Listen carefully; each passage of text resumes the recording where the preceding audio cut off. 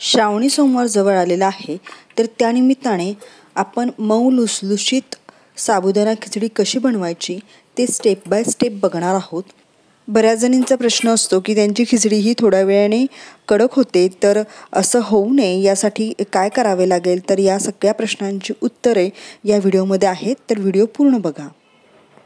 तर खिचडी बनवण्यासाठी सगळ्यात आधी आपल्याला इथं 2 वाट्या साबुदाणा घ्यायचा आहे. साबुदाणा पाण्याने स्वच्छ धुवून घ्यायचा आहे. यानंतरची महत्त्वाची स्टेप म्हणजे साबुदाणा हा मऊ राहण्यासाठी याच्यावर आपल्याला अर्धा इंच पाणी ठेवायचं आहे. एवढं पाणी ठेवलं तर साबुदाणा व्यवस्थित मऊसूद भिजतो. साबुदाणा आपण झाकून ठेवूयात. आता 2 ते 3 तास याला व्यवस्थित भिजवून घेतलेला आहे आपण. आणि आता तुम्ही इथं बघू शकता याचा दाणा एकदम असा मस्त असा मऊसूद भिजलेला आहे.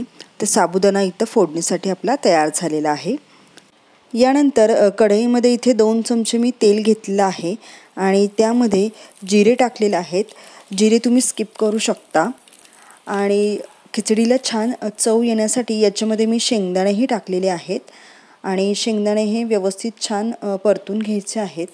त्यानंतर याच्यामध्ये आपल्याला मिरच्या टाकायच्या आहेत. तर इथे मी 2 ते 3 मिरच्या घेतलेल्या आहेत. त्याही इथे आपल्याला छान अशा परतून घ्यायच्या आहेत. मिरच्या परतून झाल्यानंतर याच्यामध्ये आपल्याला साबुदाणा टाकायचा आहे. त्यानंतर व्यवस्थित परतून घेतल्यानंतर याच्यामध्ये आपल्याला भाजलेल्या शेंगदाण्याचं 2 चमचे कूट टाकायचं आहे. चवीनुसार मीठ टाकायचं आहे आणि थोडीशी कोथिंबीर पण मी इथे चिरून टाकलेली आहे. तुम्ही जर खात नसाल तर तुम्ही कोथिंबीर स्किप करू शकता. आणि आता हे सगळे पदार्थ आपल्याला व्यवस्थित मिक्स करून घ्यायचे आहेत.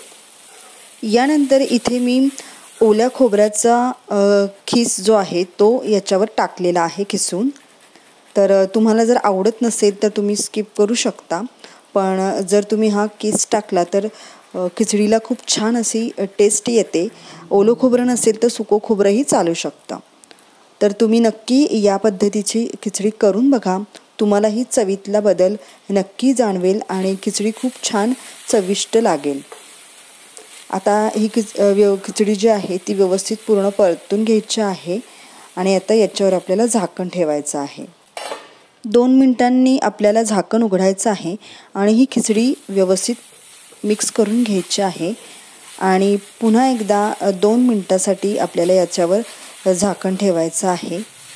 त्यानंतर महत्त्वाची स्टेप म्हणजे 2 मिनिटांनी आपल्याला गॅस बंद करायचा आहे आणि तसंच झाकून ठेवायचं आहे 5 मिनिट. आणि त्यानंतरच आपल्याला ही खिचडी सर्व करायची आहे.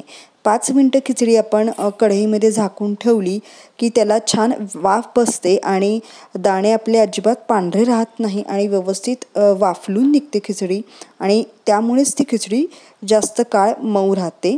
हेच त्यामागचं कारण आहे. तर आता इथं मी ही 5 मिनिटांनी खिचडी सर्व केलेली आहे. तर तुम्ही बघू शकता खिचडीचे दाणे हे सगळे असे मोकळे इथे झालेले आहेत. छान वाफलून निघालेली आहे आणि खिचडी ही मऊसूद अशी इथे तयार झालेली आहे. तर तुम्हीही या सगळ्या स्टेप फॉलो करून खिचडी बनवून बघा. तुम्हाला नक्की ती आवडेल. रेसिपीला लाईक, शेअर आणि सबस्क्राईब करायला विसरू नका.